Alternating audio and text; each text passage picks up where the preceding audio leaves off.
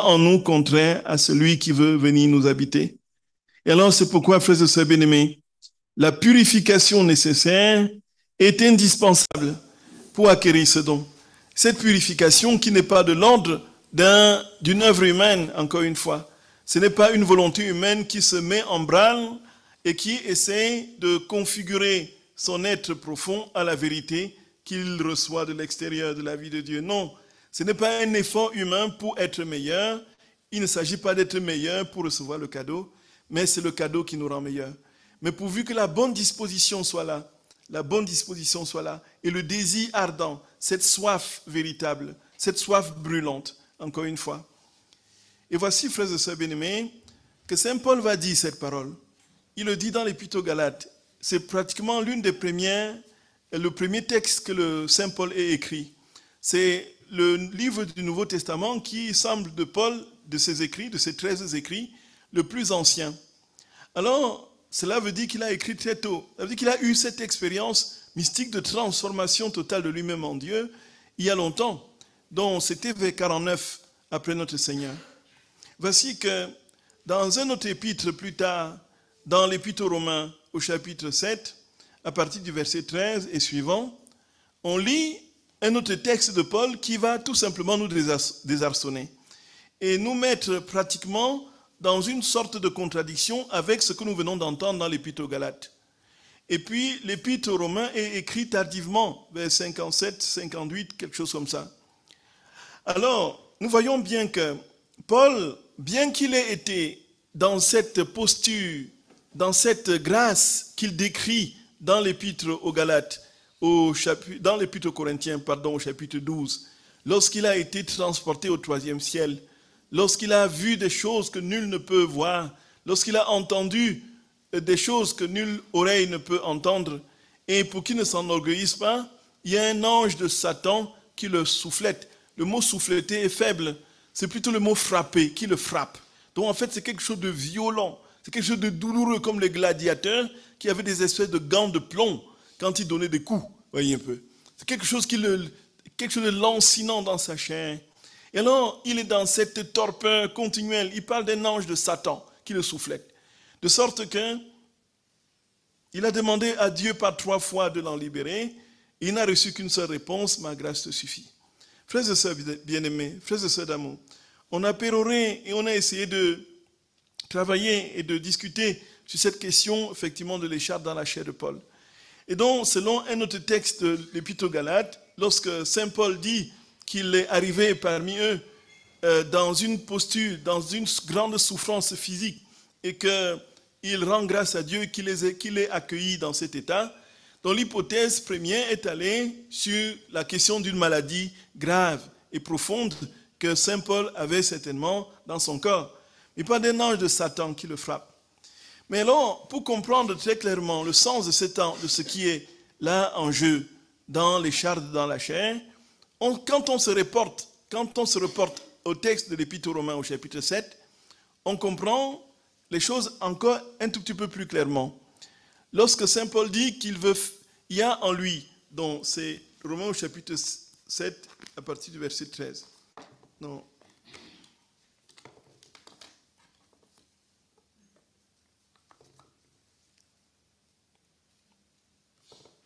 Il dit qu'il y a en lui une sorte de force qui le tire vers le bas, de sorte que le bien qu'il veut faire, il ne le fait pas, le mal qu'il ne veut pas faire, il le fait. Donc alors, ce qui est bon, est-il devenu cause de mort pour moi? Certes non, mais c'est le péché. En se servant de ce qui est bon, il m'a donné la mort. Donc Saint Paul parle ici bien du péché. Voyez, frères et sœurs bien-aimés, il m'a donné la mort, afin qu'il fût manifesté comme péché et qu'il apparut dans toute sa virulence de péché. Donc, dans toute sa virulence de péché, on l'entend bien. Là où il dit, effectivement, dans l'Épître aux Galates, que c'est dans l'Épître aux Corinthiens, il dit que c'est un ange de Satan qui le cogne. Donc, par le moyen du commandement. Nous savons certes que la loi est spirituelle, mais moi, je suis charnel, vendu comme esclave au péché. Effectivement, je ne comprends rien à ce que je fais. Ce que je veux, je ne le fais pas. Mais ce que je hais, je le fais. Nous pouvons nous consoler. Hein? en écoutant ça, on se console. Hein. On dit, bon, ouais, en fait, ça n'arrive pas qu'à moi. Même Saint Paul l'a dit, quoi.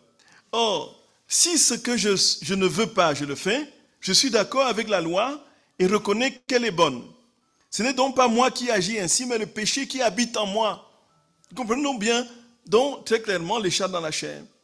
Donc, car je sais qu'en moi, donc je veux dire dans ma chair, le bien n'habite pas. Vouloir le bien est à ma portée, mais non pas l'accomplir. Puisque le bien que je veux, je ne le fais pas, et le mal que je ne veux pas, je le fais. Or, si ce que je ne veux pas, je le fais, ce n'est pas moi qui agis, mais le péché qui habite en moi. Moi qui veux faire le bien, je constate donc cette loi, c'est le mal qui est à ma portée, car je prends plaisir à la loi de Dieu en étant comme intérieur. Mais dans mes membres, je découvre une autre loi qui combat contre la loi que ratifie mon intelligence. Elle fait de moi le prisonnier de la loi du péché qui est dans mes membres. Malheureux homme que je suis, qui me délivrera de ce corps qui appartient à la mort?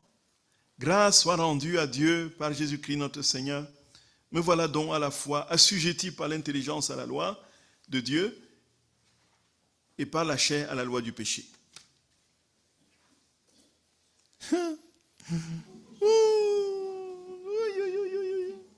Alors qui parle ainsi? C'est Saint Paul. C'est le grand Paul. C'est le grand Paul, le fondateur du christianisme pratiquement. C'est lui qui a, par ses lettres, établi les règles de la vie chrétienne. Comment on doit se comporter. C'est le grand Paul qui parle ainsi. Alors on comprend bien, frères et sœurs bien-aimés, que quand il dit « ce n'est plus moi qui vis, c'est le Christ qui vit en moi » quelques années plus tôt, et que quelques années plus tard, il dit ce que nous venons d'entendre, on peut se dire, est-ce qu'il est stable dans cette vie divine? Est-ce qu'il est stable? La réponse est non. La réponse est non. Mais Jésus dit que cette vie dans la divine volonté nous rendra stables. Et de sorte qu'il n'y aura plus de péché à un moment donné.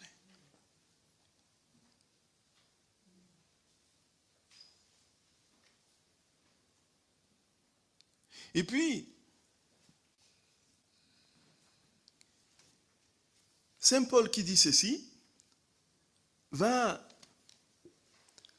parfois dans un autre passage parler des luttes au dehors, des craintes au dedans. Voyez, lutte au dehors, des luttes contre les faux frères, ainsi de suite. Et à l'intérieur, une profonde crainte, des craintes.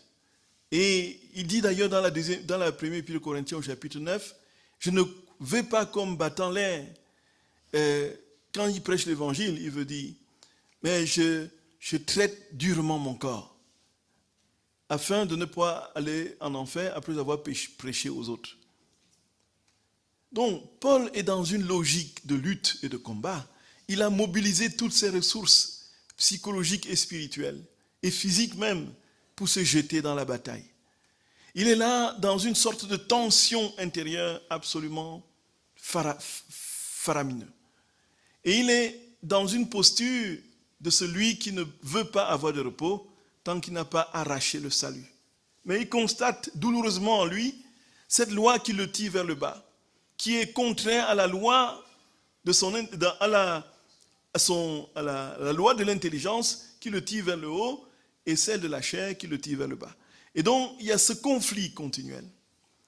Frères et sœurs bien-aimés, ceci pour dire que quand le Seigneur parle de la vie dans la divine volonté, il ne parle pas de ce qui est en train d'être entendu là.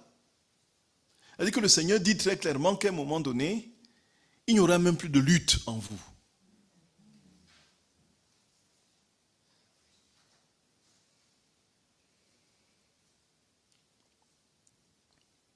Comme ceux, par exemple, qui sont guéris des addictions. Ceux qui sont guéris des addictions, j'espère qu'un jour je serai guéri de l'addiction au chocolat. Comme ceux qui sont guéris des addictions, frères et sœurs bien-aimés. Des personnes qui, du jour au lendemain, par une force absolument, par un concours de circonstances, une grâce spéciale, tournent définitivement la page à ce qui les rendait esclaves. Mais on ne peut pas dire, ah, en fait, il n'y aura plus de conflit, ce n'est pas possible parce que l'homme est pécheur et tout ça. Mais on va dire, mais et ceux-là qui étaient des addicts graves de différents trucs, drogue, pornographie, alcool et tout ça, et qui du jour au lendemain tournent définitivement la page par une grâce spéciale et qui retrouvent une paix de sorte que même le souvenir simplement de ce à quoi ils étaient addicts leur donne la nausée. Le Seigneur nous dit, viendra un jour où nous aurons la nausée du péché.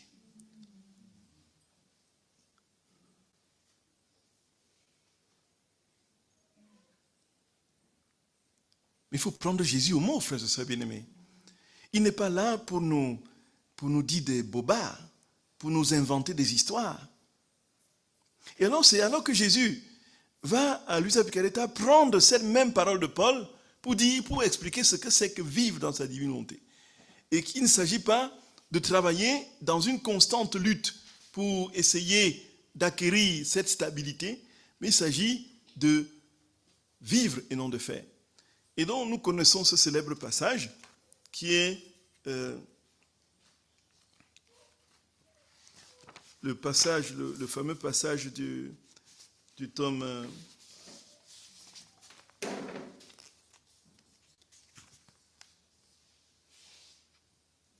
du tome 17 au 18 septembre 1924.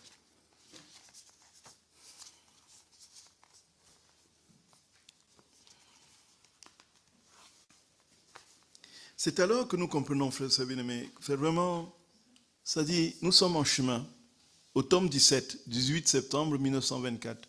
Tome 17, 18 septembre 1924. Tome 17, 18 septembre 1924. Tome 17, 18 septembre.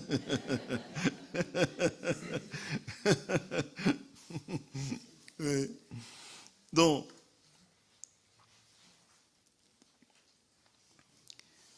le Seigneur dit ceci. Il va reprendre, vous allez voir les paroles de Saint Paul. Il dit, ma fille, ils ne veulent pas comprendre. Nous connaissons bien ce texte. Hein? Vivre dans ma volonté, c'est régner. Accomplir ma volonté, c'est être soumis à mes ordres. Le premier état consiste à posséder. Le second, à recevoir mes ordres et à les exécuter. Celui qui vit dans ma volonté la fait sienne et en dispose. Celui qui accomplit ma volonté la voit comme la volonté de Dieu et non la sienne. Il n'en dispose pas à son gré. Vivre dans ma volonté, c'est vivre avec une seule volonté, celle de Dieu. Et comme cette volonté est toute sainte, toute pure et toute paix, et qu'il n'y a qu'une seule volonté qui règne, il n'existe aucun conflit, tout est paix. Les passions humaines tremblent devant la suprême volonté. Elles cherchent à se tenir loin d'elle. Elles n'osent même pas bouger ou s'opposer à elle parce qu'elles voient que le ciel et la terre tremblent devant elles. Comme première étape de la vie en elle, la divine volonté met l'ordre divin dans les profondeurs de l'âme et la vide de ce qui est humain. Tendance, passion, inclination et autres. Le Seigneur dit que cette vie dans la divine volonté, c'est la vie dans la divine volonté. C'est vivre, ce n'est pas faire. Or, vivre, dit Jésus, c'est régner. Faire, c'est exécuter des ordres. Ça veut dire que nous allons régner. Il n'y aura plus rien qui sera au-dessus de nous, sauf Dieu seul. Et en dessous, frères et sœurs bien-aimés, nous serons au-dessus de tout ce qui n'est pas Dieu. Et nous allons régner. Nous allons régner sur nos passions.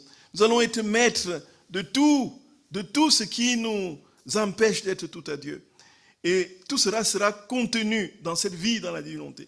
Et frères et sœurs bien-aimés, le Seigneur dit, et continue, accomplir ma volonté, c'est vivre avec deux volontés. Et conséquemment, quand je donne l'ordre de faire la mienne, l'âme sent le poids de sa volonté propre, ce qui provoque de la résistance. Voyons bien, nous avons très souvent des lois que nous nous fixons, des règles que nous fixons. Voilà, à partir d'aujourd'hui, je vais me lever à 4 heures du matin. Ensuite, je vais commencer par mes prières, mes actes, mes offrandes, ainsi de suite. Et puis, ensuite, je vais enchaîner avec la lecture de la Bible. Ensuite, je vais aller à la messe. Ensuite, voilà, je vais commencer ma journée de travail, ainsi de suite. Et pendant le travail, pendant la pause de midi, entre midi et 2, au lieu d'être avec des collègues en train de papoter, de critiquer, je vais me retirer pour faire mon chapelet un peu, et puis pour lire un peu les heures de la Passion, et puis ainsi de suite. Alors on se fixe un ensemble de choses comme ça. Et on dit c'est très très beau, quoi. Et c'est magnifique, magnifique, magnifique. Et puis, déjà, dès le matin, le réveil sonne pour 4 heures. Non, non, non, non. Et puis, on fait ça, on regarde où est le réveil, on fait tac, tac. On l'éteint. On l'éteint. Et puis, on continue, et puis la journée qui commence, et puis, naturellement, on dit après, voilà, on a déjà perdu, on repasse encore 2 heures supplémentaires de sommeil, et puis quand on se réveille, tout ce que nous avions prévu, les prières du matin, voilà, les lectures de la Bible, tout ça, c'est passé sous le nez. C'est déjà foutu. Et puis on arrive, tel collègue, on arrive au le travail, on dit, bon voilà, maintenant on va essayer au moins de respecter le truc de la journée. Voilà, et puis un collègue dit, on prend un café, on prend un café. Ah oui, justement, allons-y, c'est pas un problème. Non, et puis on commence le café, on papote, on critique, et puis après, même l'envie de prier vous quitte.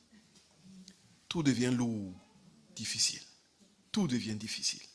C'est ça notre nature. Frères et sœurs bien-aimés, que quelqu'un qui ne vit pas ça me dise comment il fait. Au jour d'aujourd'hui, quelqu'un qui saute au travail avec joie et dit « Hurrah, oui, en fait, on va continuer à travailler. » Il y a une joie, un plaisir profond à se donner, à se sacrifier, à travailler. Même seulement pour les heures de la Passion, on commence à les méditer et on tourne les pages pour voir combien de pages il reste.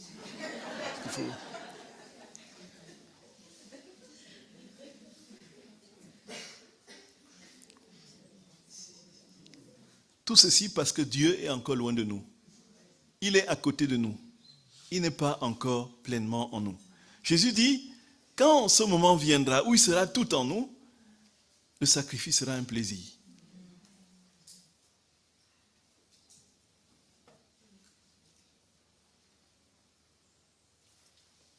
Voyez, frères et sœurs bien-aimés.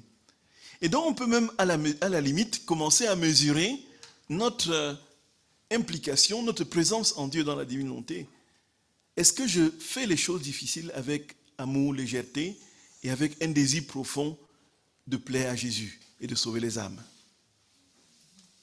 Et même dans les efforts que l'on fait pour nous-mêmes, pour nos prières, c'est pour nous.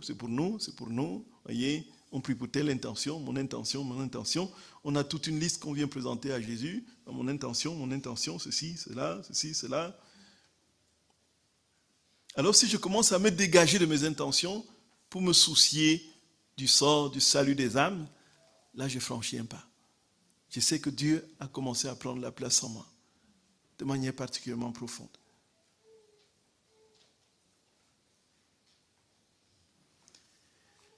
Alors, Jésus dit, même si l'âme accomplit fidèlement les ordres de ma volonté, elle sent le poids de sa nature rebelle, de ses passions et de ses inclinations. Combien de saints, écoutons Jésus, et nous allons deviner qui est-ce qu'il imite. Combien de saints, bien qu'ils eurent atteint la perfection la plus élevée, se sentaient oppressés par leur volonté propre qui leur faisait la guerre. Plusieurs étaient forcés à s'écrier, qui me délivrera de ce corps de mort? Ce qui signifie, qui me délivrera de ma volonté propre, qui cherche à donner la mort au bien que je veux accomplir. Jésus parle de qui ici?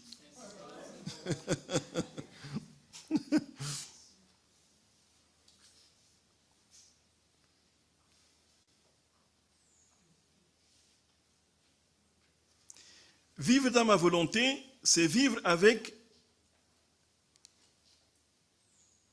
comme un fils. Accomplir ma volonté, c'est vivre comme un serviteur. Dans le premier cas, ce que le Père possède appartient aussi au Fils. Et souvent, les serviteurs doivent faire plus de sacrifices que le Fils. Ils sont exposés à plus de travaux pénibles et humbles, au froid et à la chaleur, et à se déplacer à pied. Qu'est-ce que mes saints n'ont pas fait pour obéir aux ordres de ma volonté? Voyez, les saints ont fait toutes les formes de sacrifices possibles. frères et sœurs bien-aimés, nous voyons les saints, ils ont fait des sacrifices en n'en plus fini, en n'en plus fini. Entre ceux, surtout, donc, si on prend le combat de la pureté, qui était le combat d'une multitude de saints, on voit comment ils ont fait pour s'en sortir, pour certains.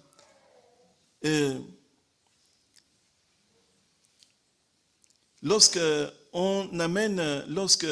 les parents de saint Thomas d'Aquin veulent le contraindre à quitter son projet d'entrer chez les dominicains, qui était un ordre mendiant, qui n'avait pas la prestance des bénédictins et où il n'y avait pas d'avenir. C'était des pouilleux qui marchaient dans la rue et qui mendiaient le pain avec un capuchon dans lequel ils mettaient justement ce qu'ils avaient mendié, les bouts de pain qu'ils avaient mendiés, ainsi de suite. Ils sont complètement outrés. Ils vont tout faire, y compris, ils vont même envoyer une prostituée pour contraindre Thomas d'Aquin pour qu'il abandonne le truc par la tentation de la chair. Et Thomas d'Aquin va quand la femme est introduite dans son cellier, dans sa cellule, c'était quelle ville encore d'Italie? Voilà, c'est pas Bologne. Voilà que voici que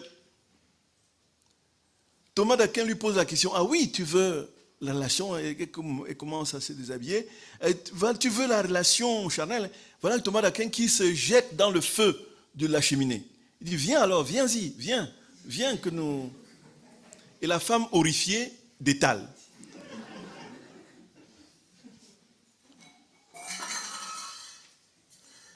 Et saint François d'Assise, quand il était saisi par ce démon, il sortait carrément s'enrouler dans la neige, pas moins 40 degrés, pour apaiser la chair.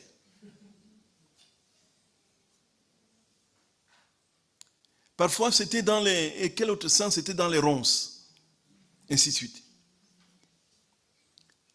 Frères et sœurs bien-aimés, le combat était rude. Le Seigneur nous promet qu'il n'y aura plus de combat.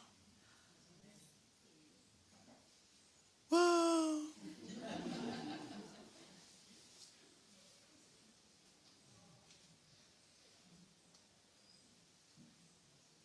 L'argent, vous verrez l'argent comme un bout de papier. Bien sûr, un bout de papier utile. Donc, il n'y aura plus cette attraction à l'argent, où on compte les centimes, où on compte les centimes avec précision pour savoir si on n'a pas oublié un seul petit centime dans le... Et puis, on s'attache et on est constamment en train de consulter ses comptes. Et comment faire pour les renflouer davantage? L'amour de l'argent. La soif de paraître et d'être au-dessus de tout le monde, d'être honoré, d'être glorifié, d'être applaudi et tout ça, vous serez gêné quand les gens commenceront à dire du bien de vous, vous allez rentrer dans un trou de souris. Il n'y aura plus, tout cela sera mort. L'amour des plaisirs, comme dit l'amour des honneurs et l'amour de l'avoir. L'amour des richesses, les trois ennemis de l'âme. C'est ça la vie dans la divine volonté, frères et sœurs d'amour. On n'est plus là simplement pour dire, bon voilà, on va avoir quelques miettes de grâce. Non. On n'est pas là pour avoir quelques petits salaires, des bonnes actions qu'on a posées. Non. On n'est pas là pour dire, Seigneur, voici ma béa, ma bonne action, maintenant récompense-moi. Non. Nous régnons avec Dieu. Nous régnons, frères et sœurs bien-aimés. C'est cela. C'est cela.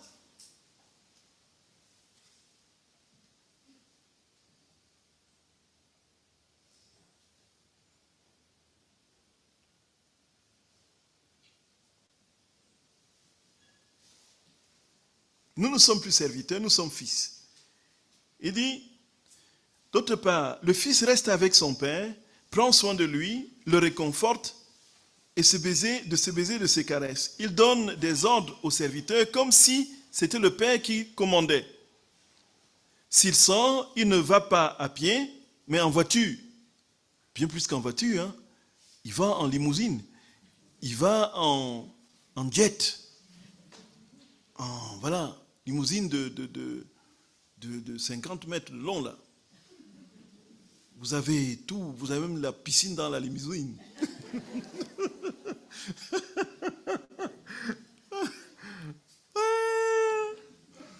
Et nous voulons laisser ça pour aller, n'est-ce pas, en bicyclette, en trottinette. Non, frère et sœur bien-aimés. Il dit,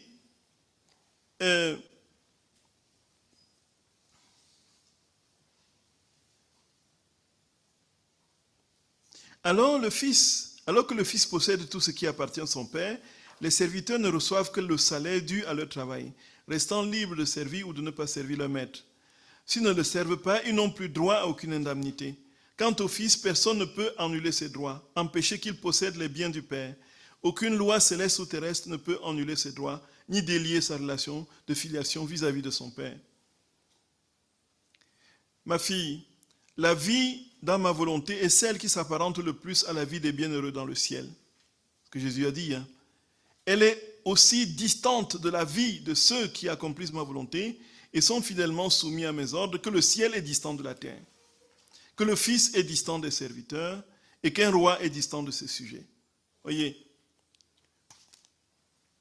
la vie dans la divine volonté, dit Jésus, est distincte de la vie de ceux qui font sa volonté, aussi distant que le ciel est distant de la terre. C'est ça. Donc il n'y a pas de comparaison, il n'y a pas de demi-mesure.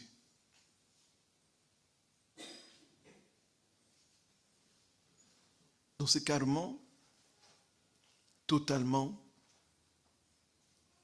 c'est autre chose, cette plénitude. Ben nous rendons compte, frères et sœurs bien-aimés, que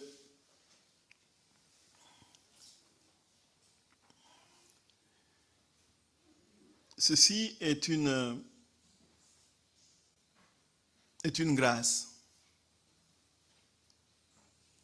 Le Seigneur ne peut pas, avec un immense cadeau comme celui-ci, demander que nous fassions des efforts proportionnels pour l'obtenir. Ce ne serait pas un cadeau dans ce cas, puisque nous aurions acheté le cadeau. Et puis, même si nous faisions des efforts proportionnels, cela n'aura jamais été en proportion.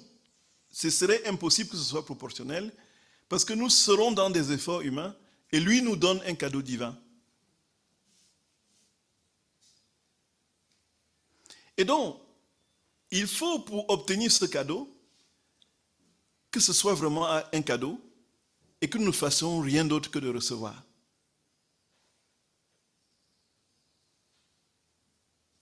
Il n'y a pas d'autre possibilité. Le Seigneur nous demande une chose, reçois le cadeau.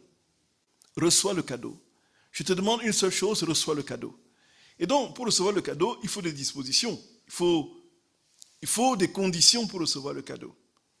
Et c'est ça, frères et sœurs bien-aimés. Le Seigneur dit, ce ne sera plus le fruit de tes efforts, ce sera un cadeau. Le cadeau.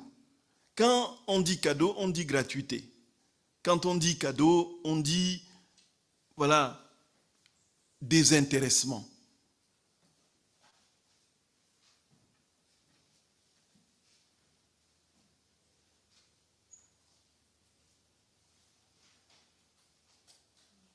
Voyez, frères et sœurs bien-aimés, absolument inouï. Absolument inouï. Absolument inouï. Ça veut dire que le Seigneur donne, il donne, il donne, il donne, il donne. Mais il dit, reçois, reçois, reçois, reçois. Et reçois, et ce que tu as juste à me donner, c'est de me dire que tu l'as reçu et de me dire ton amour en retour. Voici, frères et sœurs bien-aimés, la vérité de cette grâce inouïe, du don dans la divine volonté, du don de la vie dans la divine volonté. C'est un don, c'est gratuit.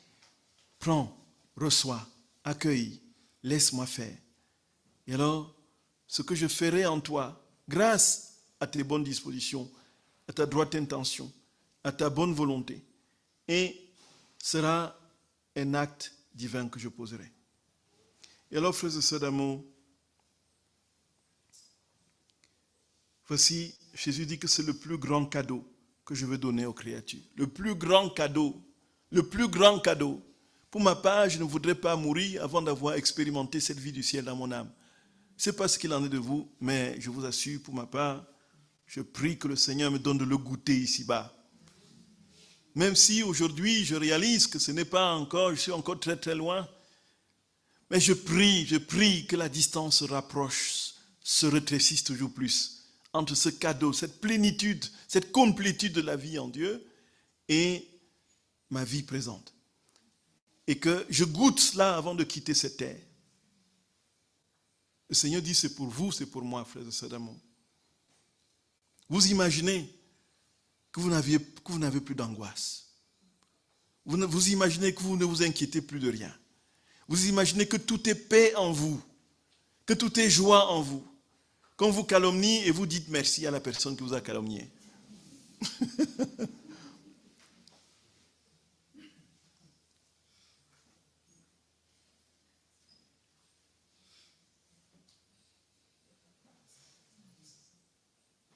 Oh là là. Qu'on vous persécute et que vous, voilà, vous bénissez ceux qui vous persécutent. Non pas en différé, hein, mais de manière spontanée, immédiatement. Jésus n'a pas attendu de sortir du tombeau pour dire pardonnez-leur car ils ne savent pas ce qu'ils font. C'est sur la croix même qu'il a dit. Que vous soyez crucifiés comme ça et que vous dites Seigneur, pardonne-les, pardonne-leur. Et je voulais aussi dire, frères et sœurs d'amour, que beaucoup de nos impossibilités à accueillir cette vie de Dieu, il y a des pardons à donner que nous n'avons pas encore donnés. Dieu sait que nous avons été traumatisés de différentes manières. Ce n'est pas qui n'a pas eu de traumatisme dans sa vie, mais c'est la chose du monde la plus partagée. Même ceux qui naissent dans les palais de rois et les demeures de reines, ils ont leur part de traumatisme. Nous avons subi des choses des gens. Personne ne peut dire qu'il n'a pas été... Non, non. Et frères et sœurs bien-aimés, la difficulté parfois c'est qu'on n'a pas la promptitude de donner le pardon. Tout simplement parce que la blessure et la douleur restent. Et ce sont des choses sur lesquelles le Seigneur, frères et sœurs d'amour, il ne peut pas venir bâtir sa vie là-dedans. De ceux qui m'ont fait souffrir terriblement au point où je perdais des espoirs et tout ça, et que je désespérais même de la vie, il m'a fallu des années pour leur pardonner. Et chaque fois que je voulais ouvrir la Bible, je tombais toujours sur un passage qui me demandait de pardonner. J'ouvre n'importe quel passage, pardon, le mot pardon est quelque part. Dans le Nouveau comme dans l'Ancien Testament, hein, c'est impressionnant, alors que je n'ai même pas le don de parole. Généralement, le don de parole, c'est des personnes charismatiques qui ont cette grâce, ils ouvrent la parole et ils tombent sur une parole de Dieu qui leur dit exactement, précisément, ce qui correspond à la situation dans laquelle ils sont ou que quelqu'un demande comme information. Tac, tac, tac, c'est le don de parole. Habituellement, quand j'ouvre la Bible pour essayer de demander la volonté de Dieu, je tombe toujours sur des introductions de tel livre et tout ça. Je dis, mais c'est quoi cette histoire? Voyez? Mais je vous assure, là, pendant que j'attendais de guérir de tout ce qu'on m'avait fait, quand j'ouvrais la Bible, tout le temps, je tombais sur le pardon. Tout le temps, les psaumes, et tout autour de moi me rappelait cela. Et c'est quand j'ai lâché le pardon que mon processus de guérison a commencé véritablement. Frères et sœurs bien-aimés, même si la douleur est vive, pardonnons. Pardonnons. C'est la clé, c'est la clé. C'est la clé. Même si c'est vraiment quelqu'un qui a voulu vous tuer, vous pardonnez. Vous pardonnez. Demandez cette grâce au Seigneur de pouvoir pardonner. Et c'est alors que le Seigneur, frères et sœurs d'amour, va tout simplement, à partir du pardon que vous avez libéré, trouver l'espace dans votre âme pour venir s'établir. Il ne peut pas s'établir dans une amertume, dans une rancœur, dans une irascibilité ou colère quelconque contre quelqu'un. Jamais. Jamais. Donc, le Seigneur dit, qui veut nous faire ce cadeau.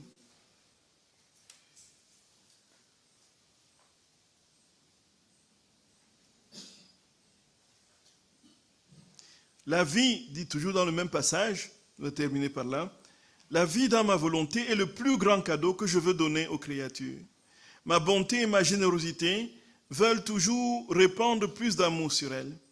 Leur ayant tout donné et n'ayant plus rien d'autre à leur accorder pour être aimé d'elles, je veux leur offrir le cadeau de ma volonté afin que la possédant, elles apprécient le grand bien dont elles disposent. Afin que la possédant, elles apprécient le grand bien dont elles disposent.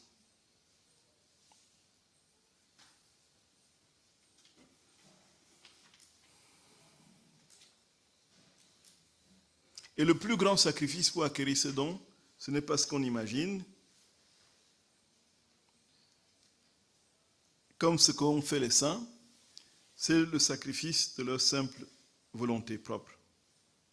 Ne sois pas étonné si tu vois qu'ils ne comprennent pas. Pour comprendre, ils devront se disposer au plus grand des sacrifices, celui de ne pas donner vie, même dans les choses saintes, à leur propre volonté. Ils sentiront alors la possession de ma volonté et expérimenteront ce que signifie vivre dans ma volonté. Quant à toi, sois attentive et ne sois pas ennuyé par les difficultés qu'ils te causent. Petit à petit, je ferai mon chemin afin de leur faire comprendre ce que c'est que vivre dans ma volonté. Frères et sœurs bien-aimés, voilà ce que le Seigneur nous dit très clairement. Même dans les choses saintes, tu ne dois pas laisser libre cours à ta volonté. Même dans les choses saintes. Sinon, ça va tourner mal. Il est bien d'évangéliser, mais est-ce que tu as demandé au Seigneur, est-ce que c'est le moment d'évangéliser? Est-ce que le contexte s'y prête? Est-ce que tu m'envoies là? Et on connaît, frères et sœurs bien-aimés, le plus grand exemple de la Bible, c'est Saint Paul. Quand il reçoit l'intuition d'évangéliser l'Asie, alors il veut se diriger en Asie et le Seigneur l'en empêche. Il veut aller évangéliser. Il n'y a rien de mal à évangéliser. Au contraire, c'est sa mission, c'est ce pourquoi Dieu l'a choisi.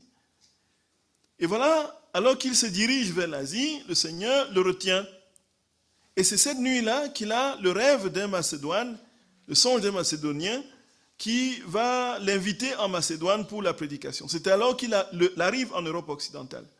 Et c'est ainsi que de l'Europe occidentale, l'évangile s'est répandu dans le monde plus facilement, avec toute la puissance militaire et tout ce qu'ils ont comme dispositif pour les missions, les missionnaires qui étaient déjà... Voilà comment l'évangile a essaimé. Donc, on suppose bien que si c'était en Asie, l'évangile ne se serait pas répandu compte tenu du contexte historico-politique et social de ces contrées-là au temps de Paul, qu'on n'aurait pas effectivement l'évangile dans le monde entier aujourd'hui. Voici que le Seigneur nous dit, même dans les choses saintes, quand tu veux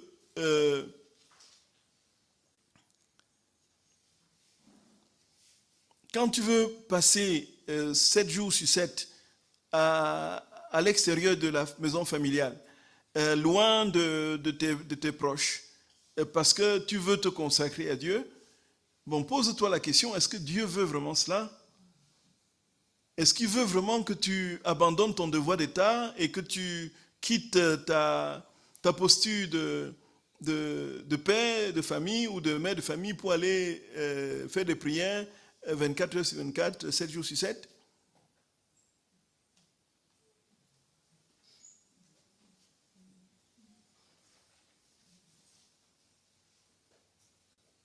Quand je me suis converti tout jeune, j'avais une soif de Dieu, une soif tellement grande de Dieu. Mon Dieu, une soif, je demandais au Seigneur vraiment.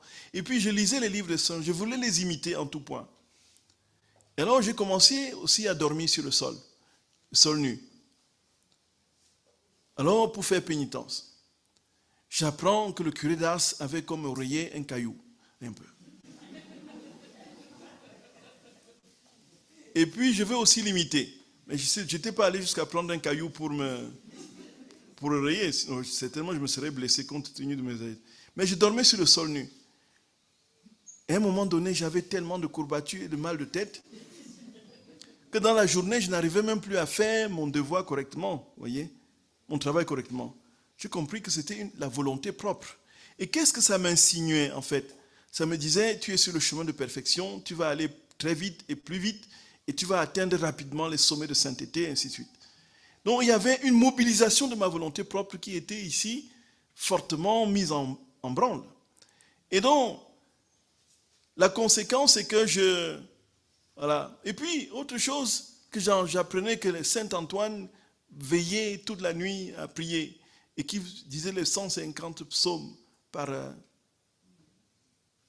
toutes les nuits. Et puis, je disais, je vais aussi veiller toutes les nuits à prier. Puis effectivement, je veillais les nuits à prier, mais le matin, au cou, je piquais du nez tout le temps. Mais on dit, mais qu'est-ce que vous faites la nuit pour dormir tout le temps le jour, voyez? Finalement, c'est pourquoi le Seigneur voulait que je m'applique pour apprendre les cours. Et puis, non, frères et sœurs bien-aimés, c'était ma volonté propre qui agissait. Je dis, même dans les choses saintes, ce n'est pas parce que c'est saint qu'il faut donner libre cours à ta volonté, que tout se passe comme tu le souhaites. Et voilà, je m'étale dans 1001 pratiques qui, en apparence, glorifient Dieu, au contraire, qui me coupent non seulement de mon devoir d'État, mais qui me coupent de l'humilité. Supposons et imaginons qu'à un moment donné, on réussisse. Qu'est-ce qui se passe? Voilà. On se regarde et on s'applaudit, non? On s'applaudit.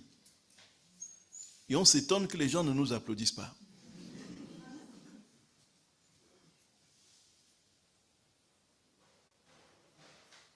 Jésus dit, même dans les choses saintes, tu renonces à ta volonté.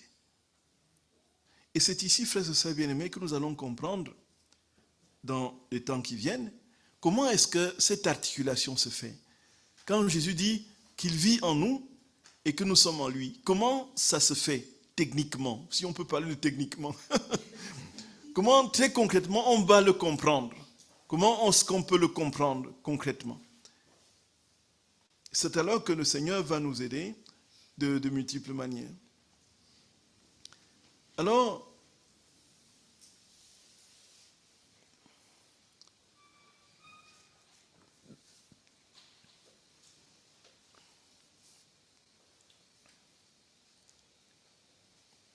le Seigneur dit tout simplement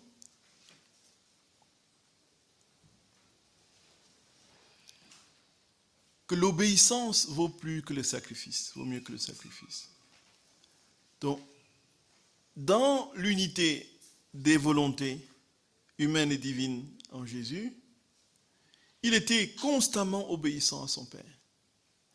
Et cette obéissance le posait dans une posture filiale telle que rien de ce qu'il faisait n'était en dehors de la vie divine.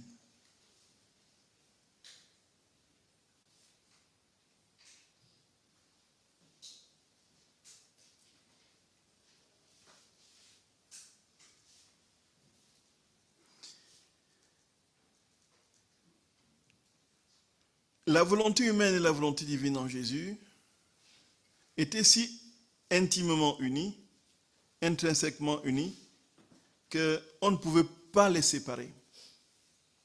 Donc en fait, ce qui va se passer avec nous dans cette vie, dans la divine volonté, sera la même chose qui s'est passée dans l'humanité de Jésus, en union avec sa divinité. Donc c'est pourquoi la sainteté dans la divine volonté, c'est la sainteté de l'humanité de Jésus. On va le comprendre. On va le comprendre tout à l'heure, frères et sœurs bien-aimés.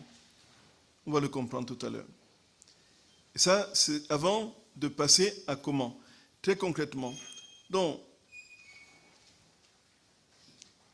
le Seigneur nous dit que quand il s'est saisi d'une âme,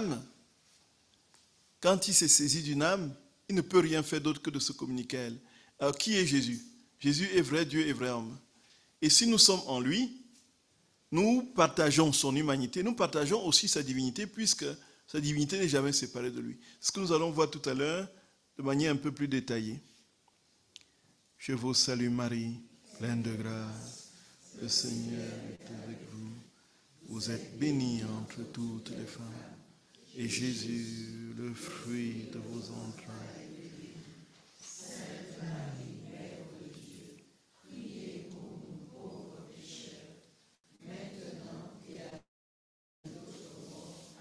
Au nom du Père et du Fils et du Saint-Esprit.